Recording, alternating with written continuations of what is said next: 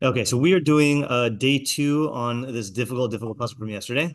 And I can guarantee you one idea because I worked on it for a couple hours and came up with an idea. So, but we'll hopefully we got more than one. Slim pickings in terms of Mepharshim. A lot of Mepharshim didn't even. Oh, let me get you the packet. A lot of Mepharshim didn't even comment on it. Couple of hours. Yeah. Who'd you doing? I actually recruited Eliana Katzman instead of learning the sugya that we were doing. Then she said she's fine doing Mishlei, so we worked it out. Okay, so Matzil Nefashos 8 ms v'yafich kazavim mirma. So our translation was one who saves souls is a true witness, but one who breathes lies, deceit. Okay, with a missing verb there. Okay, and we also had other translations. So so then we had so that was our first translation because that preserves the order. Okay. We also had these other translations. So Sadigon says the true witness saves the souls, but one who speaks falsehood is a master of deceits. Okay, so he adds in. We'll just see how they all change. Solve the problem of the missing words. So he adds in is a master of deceits. Our scroll says, based on Metzudas David, a true witness saves lives, but a spouter of deceptions saves only a man of deceit. The Septuagint, okay, we're going to ignore the Septuagint. Alter says a true witness saves lives, a lying deposer fosters deceit. Isaac's rhyming pasuk, which does not add any word there, says a true witness saves lives, but one who breathes deceit just lies. And then I said, I thought I wrote this down, but I said somewhere similar to Sadigon, but let's just say alternative translation. A true witness saves lives, but one who breathes one who breathes lies is a man of deceit. Okay. So we had these questions. One, what is the scenario here, especially given the statement matil nefashos, which implies that there are nefashos which require hatzalah? Okay, that is, I think, probably the biggest problem because that kind of confines us in our treatment of the pasuk. What type of edus scenario is this? Is this court testimony, like a literal aid? Is it telling someone what one has witnessed in an informal context? Is it testifying to any truth? Something else? Okay. Two, what does matzil nefashos mean? Okay. Is it saves lives or saves souls or something else? What is an aid emes? And I'm going to add to this as well, like, is this characterization based solely on one instance of true testimony, or is this a habit or personality type, like the presumably yafiach kazavim? Presumably. Okay. What relationship is being asserted between matzil nefashos and 8 ms? Which is the subject and which is the predicate? Is it a saver of? Is it saying a saver of souls is a true witness? So subject, saver of souls, predicate, true witness, or is it a true witness, subject, save souls, predicate? And if the latter, why state it in this weird, non-sequential way? Okay. 5, there are many benefits of being an 8 ms. So why focus on matzil nefashos? Likewise, can't an 8 ms also bring about a death penalty? 6, is this always true or only in certain circumstances? 7, and it's funny, by the way, you notice Sadigon does not state this as a yesh pasuk, right? So that's not necessarily a raya, but like he certainly doesn't think that it's just an occasional case, which is weird if it's matzil nefashos. 7, what is yafiach kazavim? What does it mean to be yafiach? What does it mean by kazavim? 8, what is the relationship between the two halves of the pasuk? Are 8 ms and yafiach kazavim opposites? If so, they don't seem to be quite congruous, since yafiach kazavim would seem to imply beyond the context of edus. 9, and then we'll just compare that also, like compared to 14.5, Eid emunim lo yechazev v'yafiach kazavim Eid shaker. So Eid emunim and Eid shaker are clearly opposites, but not so much matzil nefashos and Eid and yafiach kazavim or whatever. 9, what is the mirma in this context? How do we read it, as a noun, as an adjective? If the latter, what is it describing? 10, what is the relationship between the yafiach kazavim and the mirma? 11, why is the beneficial result spelled out in the first half, but the consequence doesn't seem to be spelled out in the second? Okay, so let's just go over the fragmented ideas we had. Okay, so we had I don't remember what order I wrote this in. So we had okay, an observation. People often justify, I don't know who came up with this. I don't know why I wrote it as observation. People often justify lying by saying that most of what they said is true. I thought this was your idea. But once a person realizes they were lied to, it throws everything into question and creates an intrinsic barrier to the truth.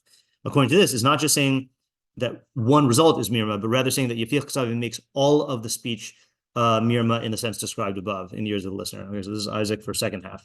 Okay, so now the question is, if we wanted to develop that, what would we say for the first half? This was going along the same lines as the literal approach. Oh, okay. So literal approach is one who reports the truth accurately, literally saves souls, because the only way to harm a soul is through falsehood. And every time you liberate a soul from falsehood or ignorance, then this is a true hatzalah. However, if you breathe out some lies, then you're marring them in seed. Okay, so this might be a full idea. So let's just state this refined main idea.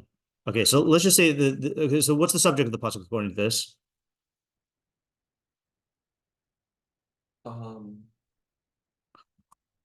The true damage of lying. Yeah, and power of honesty. Right, and the power of honesty. Right. So so the first half says that that if you only say things that are true, you are definitively a saver of souls, because all you do is save souls from the only harm they can suffer, namely falsehood and ignorance.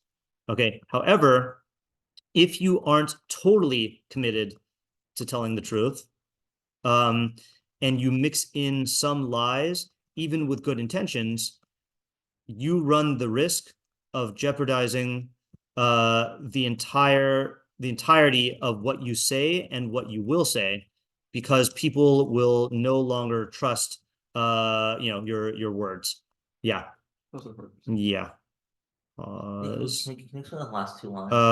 Yeah, and then I'll pause. Yeah, meaning we said, let's say I tell you like, a bunch of stuff, and then let's say you find out that one thing I said was a distortion or was a lie. Okay. So now you're going to be suspect everything that I say. Like, you're not going to know what is real and what's not. Okay. Which, by the way, the real world example before I pause it is, this is why as much as I can in my Q&A live Q&As or in the Q&A chats, I try to like show the source for everything, or at least cite it, because like there are definitely cases I've been in where like I've heard a teacher who says lots of stuff, and then one time I catch that they're just like that there's no basis for what they're saying, and now I just don't know what to rely on anymore. So after I have a response to that. Okay. Yeah, I have an example of that. Okay, I'll pause. Yeah, so an example I've clearly said before is the one time I spent a Shabbos in Flatbush. I don't know why it's important to mention that, but I think it is knowing. Yeah, it was my first year I was in New York, and too. Yeah, and I was at a shtibel, and I know, right? This is like a weird alternate universe thing. Your first year in New York. Yeah, and it was. Do you know which parsha has the mitzvah to obey a navi? I feel like it's in. Is it Mishpatim? Shoftim. Okay, so then that's even weirder, because that's like close to the summer. Is it Elav Tishma'u? No, Shoftim can be the beginning of the year. Oh, that's right. Yeah, that might have been it. That might have been why I was there, because it was still in the beginning of the year in the summer. Okay, Navi Mikirbecha. Yeah, so this is in Dvarim 18:15. Navi Mikirbecha me'achacha kamoni yakim lecha ad Hashem lekacha elav tishma'un. So I will establish a Navi from your midst, from your brethren like you. Sorry, Hashem, your God, will establish a Navi from your brethren, from your midst like you. Elav tishma'un, you should obey him. And I think it was this Ramban. So I was in the shtibel, and there was, I don't know if it was a Hasidic Rebbe or just a Hasidic looking person, but he was giving the Devar Torah to Shlishis, and he said, so I don't know if it was this Ramban, okay, but yeah, it was definitely not this Ramban, but it was every place. Oh, here we go. No, I mean, yeah. I think it was this one. He says, "Az kiblu lahamim beneviav lishmov lasos kosher yitzav Hashem al yada." No, it's not this one. Whatever. The point was, oh yeah. What's this one? Yeah. So, for example, the Ramban says that v'zetam ha'itivu kosher dibir lahamim benavi. And he was talking about like believing the Navi, and there's mitzvah to believe the Navi. And I had just learned that Ramban earlier in that Shabbos. And anytime this Chassidish Rebbe, he was reading from a Ramban, but he put in the words Navi o Rebbe. Like he just added in the words. He was treating it as though he was reading the Ramban. He was just adding the words like, you have to obey the Navi, you have to obey the Rebbe. And I was like, oh, and I was not so brazen at that point to like, say anything. I probably would now because that's like bordering on the blurring the Ikarim. Yeah. So, also, I think that like it's important for these people to know that they can't be trusting this person to be telling them the truth. Right.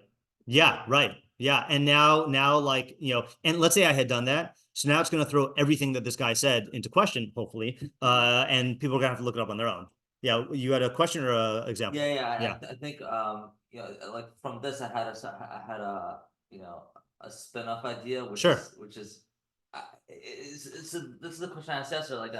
Like how do you judge, when because there are cases where you should you should have like a little white lie. Oh, okay, yeah. So I'm trying to understand like this seems to be taking one extreme. Okay, so I actually am going to answer that through Rabbeinu Yonah. Access Rabbeinu Yonah. It's not his idea, but I'm gonna. I was gonna bring something up to support Rabbeinu Yonah's idea, and I think I'll answer your question. Okay. That's a spin-off idea. Okay, good. All right, so let's actually go straight to the Rabbeinu Yonah because this is like the main idea. It's at the top. Yeah, I actually retyped it and translated it here. Oh, cool. Okay, so so Rabbeinu Yonah says Matil nefashos, nefesh. Oops, sorry, hold on a second here.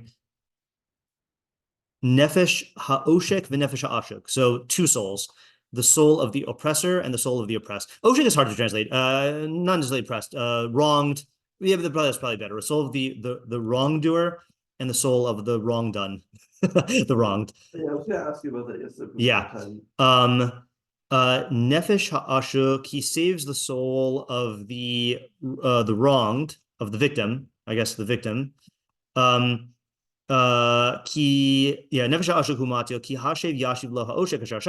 his testimony causes the wrongdoer to return whatever he stole. And he saves the soul of the wrongdoer from iniquity. And he saves him from bloodshed by holding him back from the pit of destruction. Now, I don't know, I didn't say this yesterday. I don't know if that means that Mishlei does say that if you steal or you wrong people, then like it could be that you're going to get killed, but in retaliation, or this might be a reference to Gehenna. Okay, like Rabbeinu Yonah might easily say that. Okay, but one who breathes lies, okay, then he brings a linguistic quote proof. The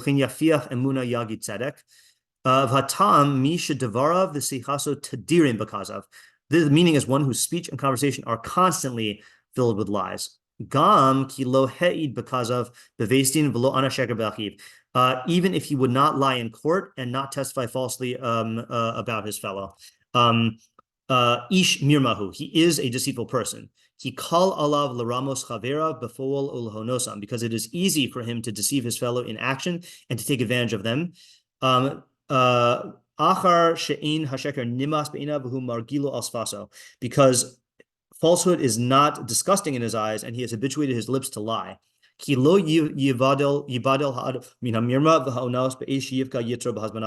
person will not be able to separate himself from deceit and cheating when his yetzer encounters an opportunity, unless he hates falsehood and distances himself from it. So before we do the main idea, let's just get the pshat here. So he's saying that a true witness saves souls. Okay, because he like brings about good for both parties, but one who is a habitual liar, okay, even if he won't lie in court, will engage in deceit, because he doesn't hate falsehood, and it's easy for him to lie, and he's habituated himself to lie, and therefore once the opportunity presents itself, then he will lie. Okay, so Then he will. Sorry, then he will lie. Yeah, actually, and I even if the low court is a man of deceit, that's how Rambam says it, right? I think he says, Ishmir Mahu, yeah. Okay, so the question though, so that's what we had yesterday. But the question is like this: is like, what is the unified idea between the two halves? Right? Sounds like they're two separate things, right? The first half is about how if you speak truthfully, then you're going to bring about good for both parties. And I gave the example of like thinking that when I thought that the student might have cheated, and I tried to do an inquiry in order for the sake of the student, so that he doesn't lie in the future and get caught, and for the sake of the other people who might be harmed by his lies. So that's a nice idea. And then the second idea is, if you lie falsely, if you lie habitually, then you are a deceitful person, even if you don't lie in court. So like those seem like two completely separate ideas. So what's the unity, and what's the chiddush? How do they seem to separate? Well, the first half is about the benefits of truth telling, that you save both people in a court case. The second half is about how there are people who lie all the time, and even if they won't lie in court, they're going to lie a lot. Like they seem like two separate, unrelated ideas, especially because, in other words, like this, it's almost a davka non-opposite, right? Because the first half is saying he tells the truth in court, and the second half, the Rabbeinu Yonah says, gam ki lo hei b'kazav b'veisin, right? So it's talking about two people who both seemingly would tell the truth in court. Yeah, I mean, so to me it seems like it's kind of a symptom. They're both a symptom of like the larger framework, the framework that they're in, right? Like the first half is saying that like if he wants to help both parties, that's like his objective, like his goal is to help both parties, and look, in any area you have to use your chachma, you know, like so sometimes look, I mean, if it's to save both parties, it may require, I think, well, like Aaron, he had to like bring two people close together to, but the second guy is, he's not, that's not his goal. His goal is just to do what he thinks is right, but he's not looking at the greater picture, and I think that maybe he cares more about his, like, I don't know, maybe he cares more about himself. That's why he's not doing it in court. And he may get more, I don't know, like, I'm not really trying to explain it, but I don't know, I have like an intuition. Okay, yeah, I'm not really picking up on your intuitive current here. All right. Yeah. And access for everyone saying. He doesn't hate false, he doesn't. I think the key is to find what the chiddush is, and I think you can get a linguistic clue from the way Rabbeinu Yonah tells you the idea. Like what line of the Rabbeinu Yonah seems to be like the chiddush point? Yeah. Well, so I'm just gonna say where I think the direction of the idea could be. That for the first half, it's saying even the what he's talking about in the first half, the person will get that benefit. Yeah. But the second half, because the person is like closing himself off from telling the truth in general, then he's gonna miss out on that benefit. That's Okay. like the way I feel like it seems like. Okay, so I hear that approach. I think that definitely emanates from the first half. I have a different emanation point for the chiddush. Yeah. But I think the thing that you're picking up on is it's talking about how he's helping the wrongdoer also. I think that's you mean in the first half? Yeah. That's definitely part of the main idea. Let me show you where I think the chiddush comes from. Kamash Malan, he is a deceitful person. Okay, because it's easy for him to deceive his fellow in action and take advantage of them, because falsehood is not disgusting in his eyes, and he's habituated his lips to lie. For a person will not be able to separate himself from deceit and cheating when his yetzer encounters an opportunity. unless he hates falsehood and distances himself from it. So I think if you combine these three points about the saving of the souls, and then he is a deceitful person and his Yetzer encounters an opportunity, then I think you'll get the main idea. I feel like we've talked about this. Okay, so you want to hear what I'm thinking? Yeah, so I think I know what you're thinking. Yeah. Which is that the person in the second half thinks that, yeah, I lie in general, but when it really comes down to it, I'll be able to tell the truth. Right.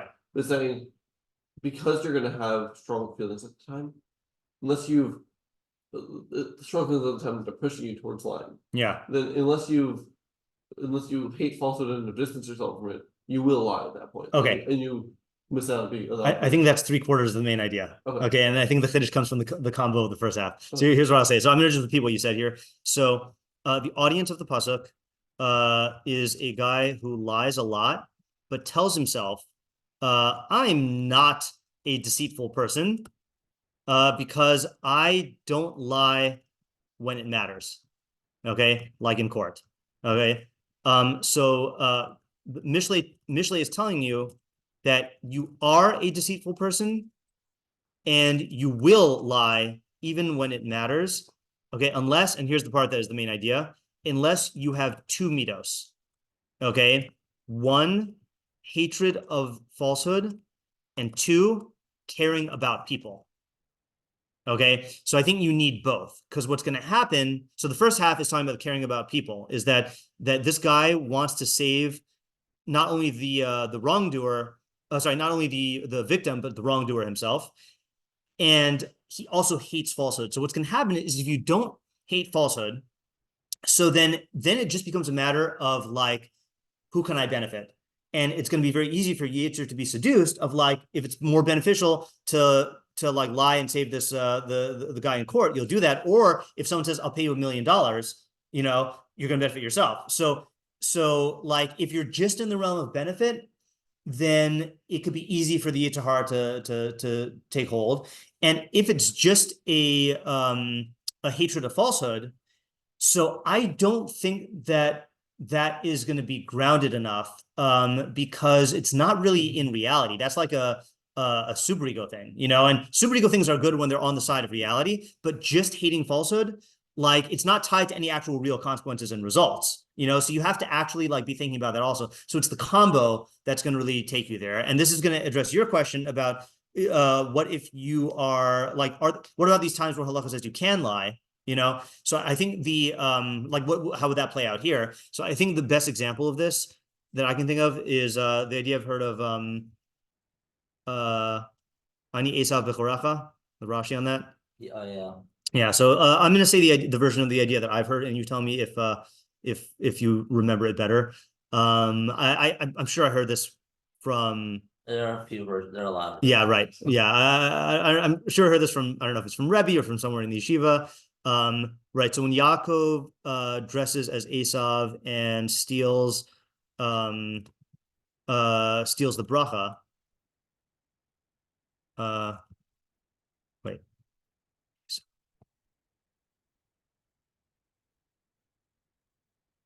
Yeah, is it this one? V'yomer Yaakov el Aviv, Anochi Esav bechorecha. Right, so it means Yaakov said to his father, I am Esav, your firstborn. So Rashi says, Anochi hamevi lecha. I'm the one who's bringing it to you. Pause. Ve'esav hu bechorecha. And Esav is your firstborn, right? So he wasn't lying, okay, right? So, I didn't say those words that Rashi's adding. Yeah, right.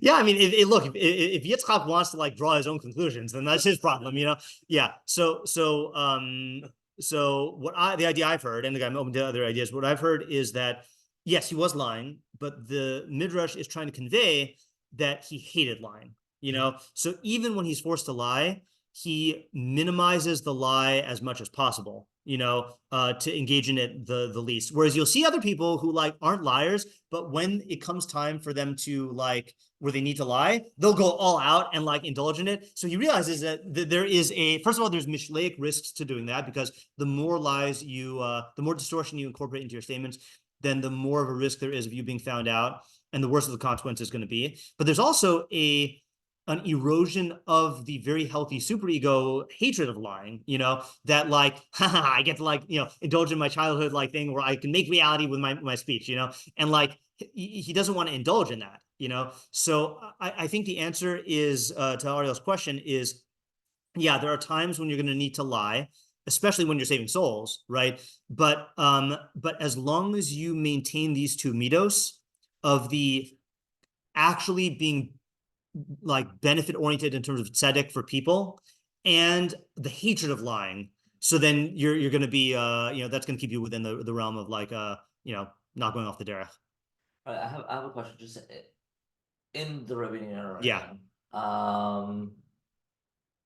Hold on, what was it? The question I had was, what if he thinks, why does he think, okay, just because he doesn't lie when it matters in court, why would he think he's not a liar?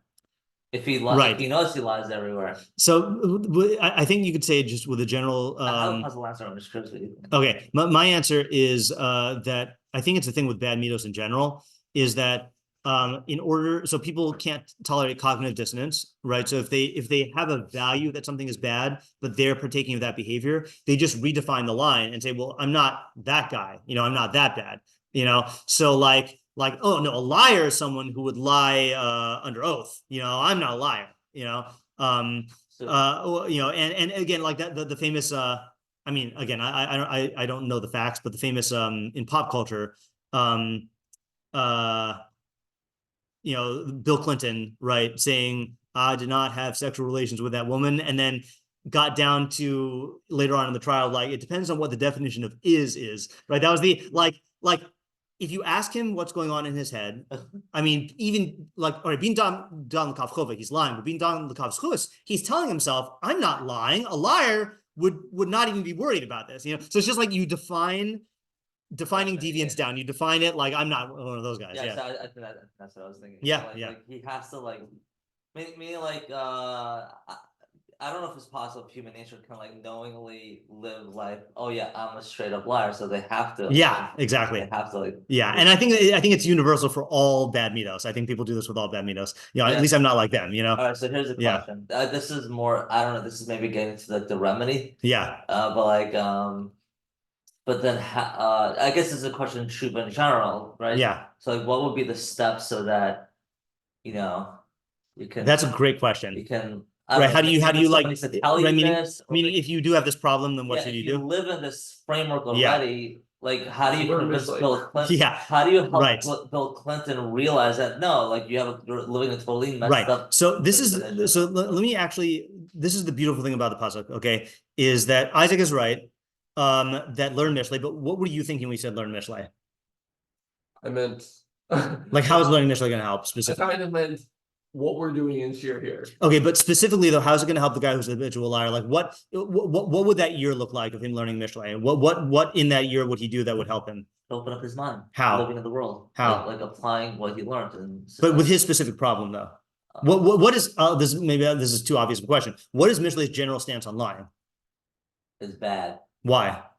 Because it distorts reality. Why? Well, why is that bad? Who cares? Because it'll hurt you too. Yeah, because you get consequences, right? So the interesting thing is the majority of pasukim that we've learned in Mishlei about lying and cheating, talk about the consequences. This one doesn't. Okay.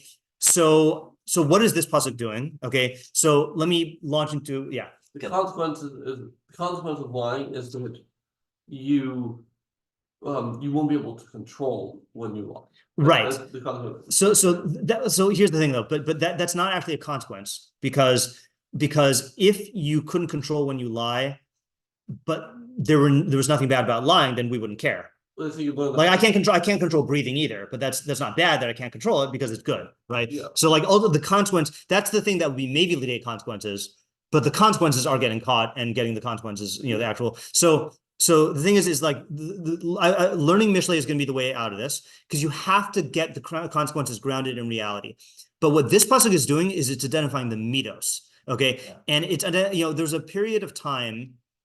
If you listen, I don't know if this is on any recordings that I know. Rabbi Moskowitz used to define Rabbeinu Yonah as the psychologist of Mishlei. Okay, and this is a good example because he's diagnosing the underlying midos that prevent a person from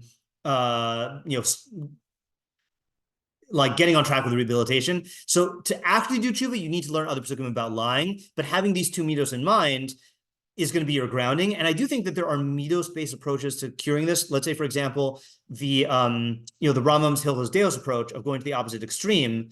I think just being very, very makpid and devising ways to cut all forms of lying out of your speech. For example, like again, the most common form of lying probably is embellishing details, like making them slightly more interesting than or lying by omission. Like leaving stuff. Like there are all these like little forms of lying that people engage in. That if you stamp those out and you cultivate this like distaste, then that'll be a good thing. How do you lie by omission? By not mentioning an important fact that would change the person's understanding of what's going on. Okay. Yeah, like there's lying by commission and lying by omission. Yeah. I have an example that's both that and also Metzudas David's idea. Okay, I was hoping that we would get back to Metzudas David's idea. Yeah, should I reread the Metzudas David first? Yeah, I'll put one to Okay, so Metzudas David, I tried working on yesterday also. I didn't get an idea, but I got what the problem is. Okay, so Metzudas David says like this. All right, I'll solve it. Masil nefashos. 8 emes hu masil nefashos. A true witness is one who saves lives. Ki im ya'id laharog harotzeach az yatzil miyado nefashos b'nei adam. Then he will, if he testifies to execute a murder, he will save people's lives, meaning would-be victims. Vim ya'id lefatro, and if he testifies to vindicate, I'm just going to add here, he will save people's lives, because a murderer will be killed. And if he testifies to vindicate, he will save the life of the suspect, who was innocent. Okay, but one who spouts lies, Hamadaber Kazavim, one who speaks lies, Matil b'chazavav es ish mirma, will save a deceitful man through his lies. Okay, deceitful man, for example, the murderer who claims not to be a murderer. Ki misayeh lo be'eduso, because he assists him through his testimony. Okay, so the problem here, so I think yesterday I was trying to make this into universal in decision making, which is that you allegedly have a certain value. So in this case, saving lives, but you narrow the scope of, I want to save this guy's life, this murderer, this guy, like he's really a good guy, he'll turn over a new leaf, blah, blah, blah, blah, blah. And you'll realize that you're like creating many other problems in other areas. I had an example of this in my first year of teaching at Hafter. We were talking about like what to do, how halacha has halachos for every scenario. And like there are cases where you can only save one life, so who do you save, right? So we talked about those halachos, and then there's this girl who just could not get past the fact how it's unfair to save one life over the other. So I tried to come up with a case where like it's going to force her to recognize that like you need to do this. So I said, what if 2 people get poisoned and you only have 1 dose of antidote, and less than a full dose won't do anything? What should you do? So she said, give each person half. And I said, but then they're both going to die. And she said, yeah, but how could you favor one over the other? And I said, look, if you claim to value lives, then yeah, there's an unfairness, but like at the end of the day, saving 1 life is better than saving 0 lives, and flip a coin, I don't care how you do it. Right. So like this person is making this mistake because they claim to value saving lives,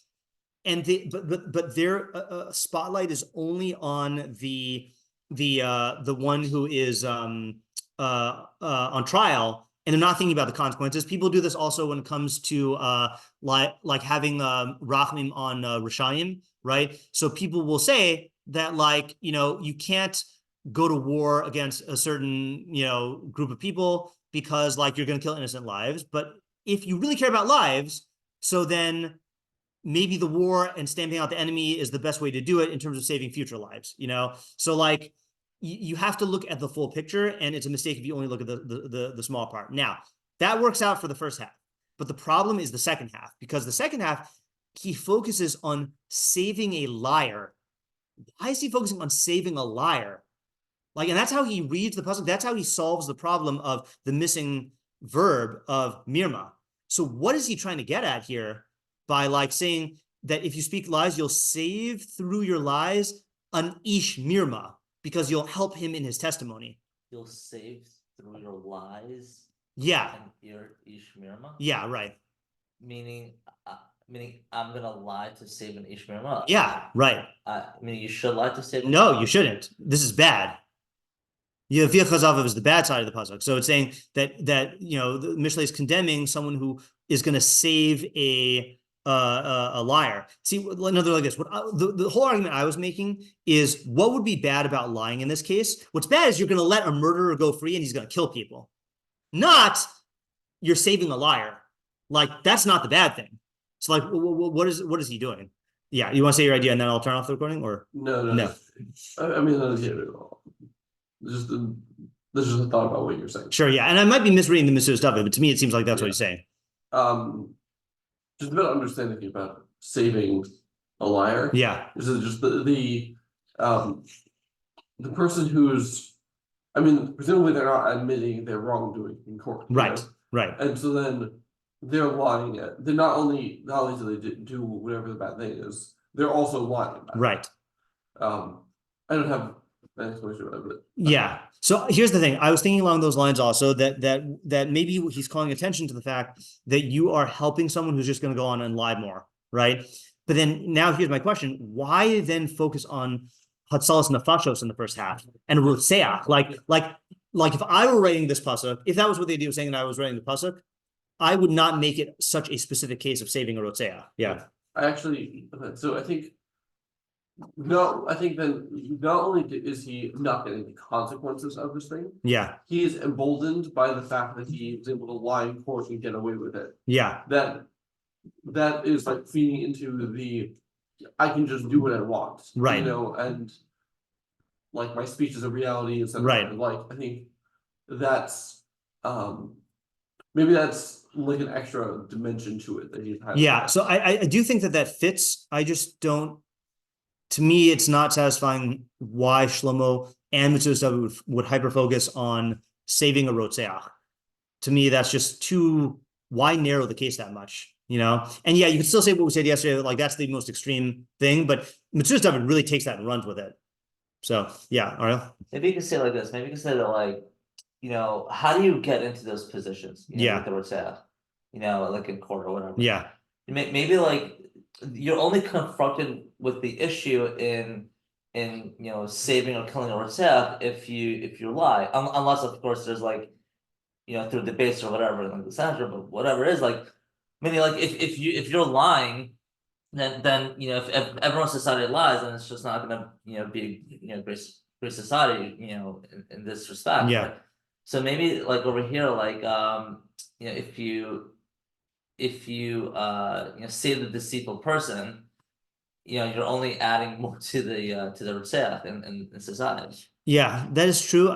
To me though, I still don't know why to focus specifically on the Rotseach. And let me just say methodologically here, I think there are 3 routes that you can take that are good. Okay. First route is the route that we took in our idea, which is making it so that we're not talking about saving literal lives from murderers. We're talking about saving the soul from falsehood. Right? So you could define nefesh and hatzala in a way that it applies in every case, right? Then there's thumbs up. Okay. Second way you could do it is by making this specifically an idea about like saving about that particular case, about let's say saving a murderer. Okay, which if we have time, we'll see the Malbim does that. Okay. The third way you could do it is to do what Rabbeinu Yonah did, which is to say that, yeah, this is not literal either. This is just an example of like, wrongdoing.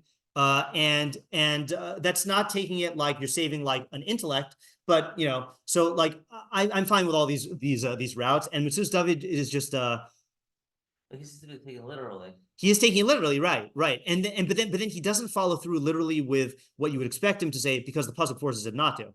Yeah. Let me show you just one. Yeah, you have another. I would just give my. Oh, sure. Let me pause the recording.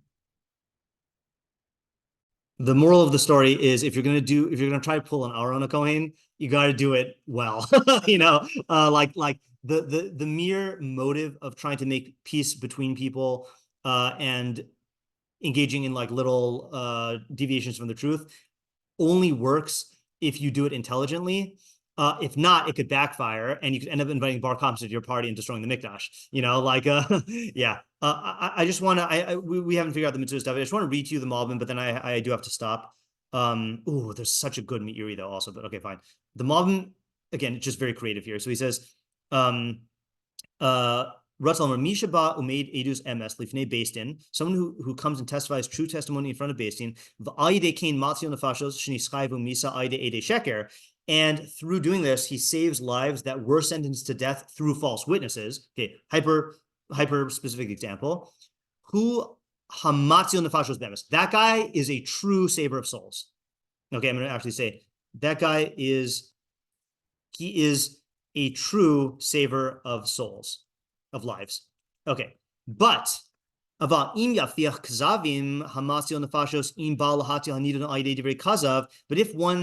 if the one saving lives breathes lies, and now he gives a very specific definition of what it means. He says, Ukvar piarti shetafas yafiach kazavim she'inu yachol lomar sheker borer. He doesn't say an outright lie. Aval rak kazav she'yiduma l'sha'ato shehu emes. But it just is a falsehood that seems true momentarily. V'amar yafiach shehu davar bilti shal nishlam. And it says yafiach because it's an incomplete lie. Ze inu masu nefashos.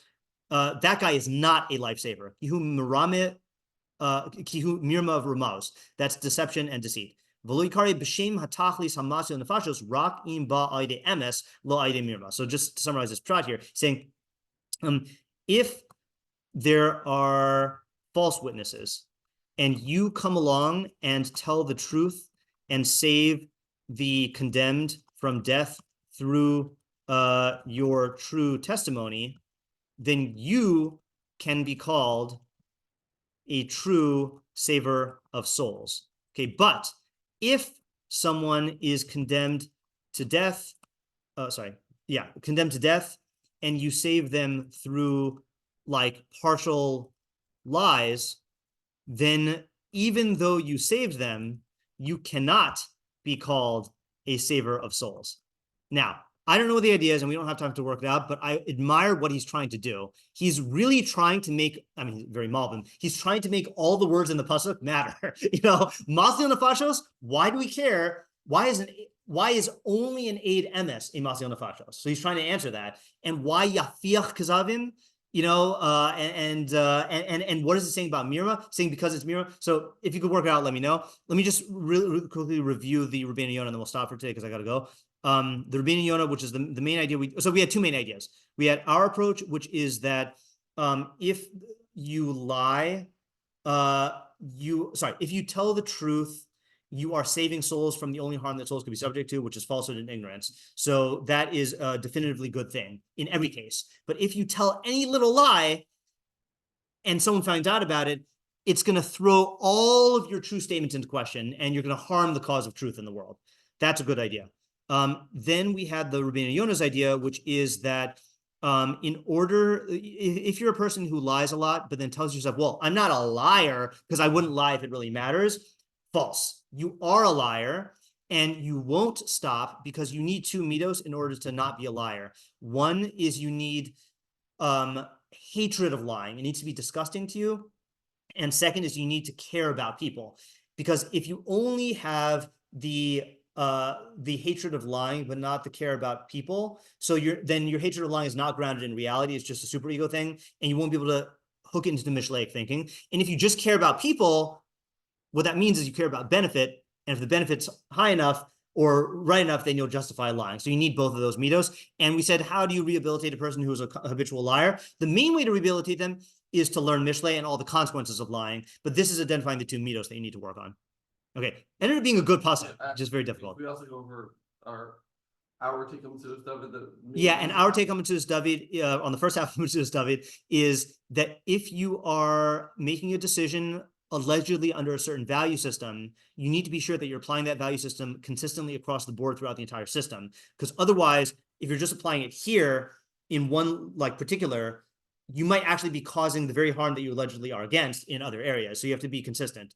Yeah. Okay. Very good. Yeah. Thanks.